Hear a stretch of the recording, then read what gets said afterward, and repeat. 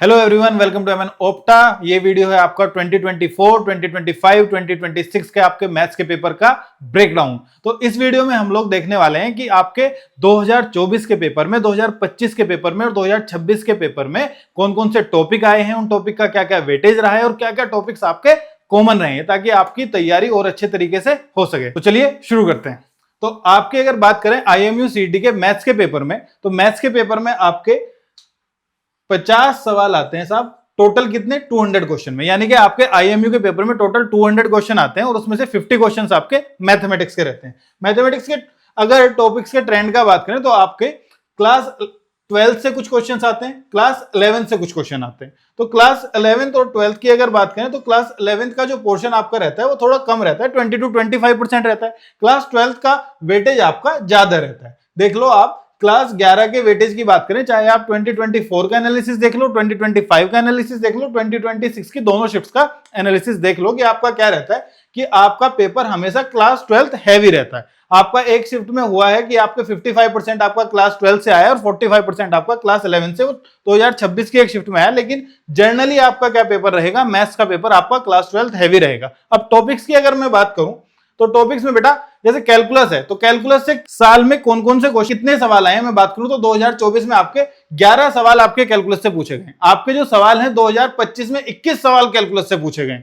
अब 50 में से अगर 21 सवाल कैलकुलस से पूछे जाए तो आप अपने आप में देख सकते हैं कैलकुलस कितना इंपॉर्टेंट बन जाता है आपके पेपर के लिए। अब बाकी टॉपिक्स आप पढ़ते रहो और कैलकुलस छोड़ दो तो ये तो बिल्कुल गलत बात है, उससे आपके पेपर में रैंक अपने आप ही कम हो जाएगी। अगर बात करें 2026 की तो 2026 में आपके देखो 14 क्वेश्चन आए हैं, 2026 के दूसरे पेपर में आपके 20 क्वेश्चन आए हैं। वेटेज की अगर मैं बात करूं कि भैया कितने परसेंट आपके सवाल आए, तो 40 to 45% यहां पे देख लो, 40% यहां पे देख लो, 40% यहां पे देख लो, यानी कि आपके IMU के पेपर में कैलकुलस का 30 to 40% वेटेज है। तो जो भी आप लोग तैयारी कर रहे हो तो आप लोग कैलकुलस पे ज्यादा ध्यान दोगे। अगर कैलकुलस के भी मैं सब टॉपिक्स की बात करूं तो सब टॉपिक्स में आप देख सकते हो कि भैया आपका एप्लीकेशन ऑफ डेरिवेटिव, आपके इंटीग्रल्स, आपकी कॉन्टिन्यूटी, डिफरेंशियल इक्वेशन, लिमिट्स, इन सबसे आपके कितने क्वेश्चन आए हैं, सारा का सारा ब्रेकडाउन मैंने आपको इस पूरी वीडियो में बताने की कोशिश की है कि ताकि जब आप तैयारी करो या पेपर से पहले भी ये वीडियो देखो तो आपको पता रहे कि भैया रिवाइज करते समय हमें क्या क्या टॉपिक पढ़ने हैं, क्या क्या टॉपिक छोड़ने हैं। तो आप देख सकते हो कैलकुलस के सब टॉपिक्स में मैंने बात करी, एप्लीकेशन ऑफ डेरिवेटिव्स के कितने सवाल आ रहे हैं, इंटीग्रल्स के कितने सवाल आ रहे हैं और आपके कॉन्टिन्यूटी, डिफरेंशियबिलिटी और डिफरेंशियल इक्वेशन के कितने सवाल आ रहे हैं। अगले अगर मैं टॉपिक की बात करूं, अगला टॉपिक है आपका vector and 3D geometry. Vector and 3D geometry भी आपका एक इंपॉर्टेंट टॉपिक है IMU के पेपर के लिहाज से। यहां पे अगर मैं बात करूं कि आपके 2024 में से 5 सवाल पूछे गए, 2025 में 8 सवाल और 26 में एक शिफ्ट में 6 सवाल आए, एक शिफ्ट में आपके 2 सवाल आए। क्लियर? तो यहां पे अगर वेक्टर ज्योमेट्री की मैं सब टॉपिक्स की बात करूं तो वेक्टर अलजेब्रा और 3D ज्योमेट्री में आपके क्या कर रहे हैं, देखो 2025 में ये सवाल आए हैं, 2026 में, यानी कि 2-3 सवाल आपके वेक्टर ज्योमेट्री से भी आते हैं, 3D से भी आपके 2 या 3 सवाल हर पेपर में आ रहे हैं, हर साल आ रहे हैं। पेपर में 2 इंपॉर्टेंट टॉपिक बन जाते हैं आपके, एक तो आपका कैलकुलस, एक आपका वेक्टर 3D ज्योमेट्री। तो बेटा ये दोनों टॉपिक आपको ध्यान से पढ़ने हैं। बाकी भी मैंने पूरा का पूरा एनालिसिस करके आपको दिया है ताकि जब आप अपने से भी तैयारी करें, मान लिया आप कहीं पे आपकी कोचिंग नहीं है, कहीं से आप नहीं पढ़ रहे हैं, ठीक है, आप लोग क्या अपने से तैयारी करें, तो उसके लिए भी आपके लिए ये बहुत ही फुल रहेगा कि आप लोग पता कर लेंगे किस साल में कितने सवाल आ रहे हैं, क्या क्या टॉपिक आपके लिए इंपॉर्टेंट है। अब मैं बात करूं अलजेब्रा की कि भैया अलजेब्रा में आपके 2024 के क्या हाल है। 2024 में आपके 5 सवाल आए, 2025 में आपके 5 सवाल आए और 14 से 15 सवाल आपके 2026 की दोनों शिफ्ट में आए कि भैया एक शिफ्ट में आपके 14 क्वेश्चन, एक शिफ्ट में आपके 15 क्वेश्चन। अब बात करो, देखो कि भैया आपके कैलकुलस से भी आपके 10-12 सवाल आ रहे हैं, ठीक है, आपके अलजेब्रा से भी 10-12 सवाल आ रहे हैं। तो 50 सवाल में से ये टोटल आपके मिलाओगे आप 12-12 24 सवाल, यानी कि 20-22 सवाल भी आप कराए तो आप ऑलमोस्ट 50% पेपर कहां से आ रहा है आपका? अलजेब्रा और कैलकुलस से।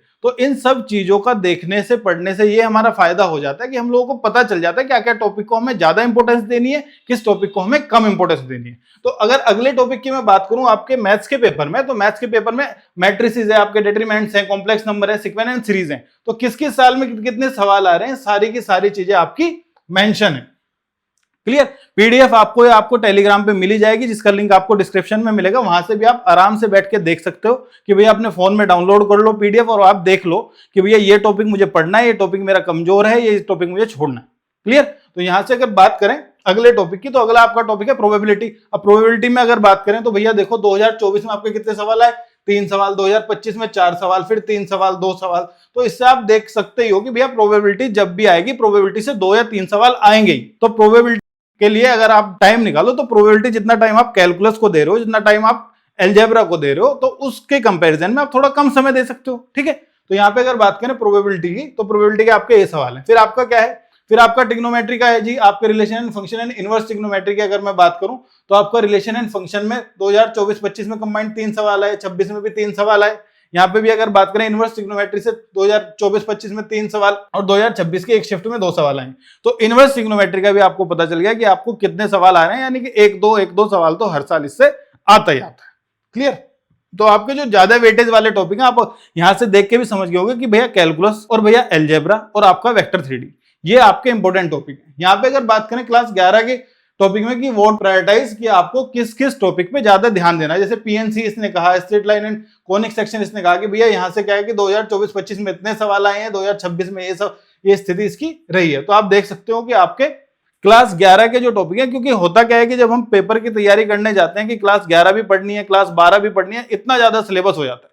तो सिलेबस कम कैसे करें, क्लास 11 का क्या क्या सेक्शन हम पढ़ें, क्लास 12 का क्या क्या सेक्शन हम पढ़ें, ये सारी की सारी चीजें अगर हमें एनालाइज करके दे दी जाए तो चीजें आसान हो जाती हैं। ठीक है, तो अगर बात करें लोग क्या कर सकते हो, जो जो टॉपिक आप हल्के फुल्के तैयार कर सकते हो। यहाँ पे ये नहीं है कि आपने प्रॉपर ही छोड़ दिया कि भैया आपने स्टैटिक्स प्रॉपर छोड़ दिया, आपने इनइक्वालिटी प्रॉपर छोड़ दिया, आपने लोग प्रॉपर छोड़ दिया। ये टॉपिक छोड़ने नहीं है, ये टॉपिक आपको थोड़ा थोड़ा रिवाइज कर लें, ताकि एक एक दो सवाल अगर आ गया तो बहुत अच्छा है, नहीं आ गया तो आपको पता है कि भैया इसमें हमने ज्यादा टाइम भी नहीं दिया, पता चला आपने लोग में इतना ज्यादा टाइम दे दिया कि आप कैलकुलस को टाइम ही नहीं दे पा रहे।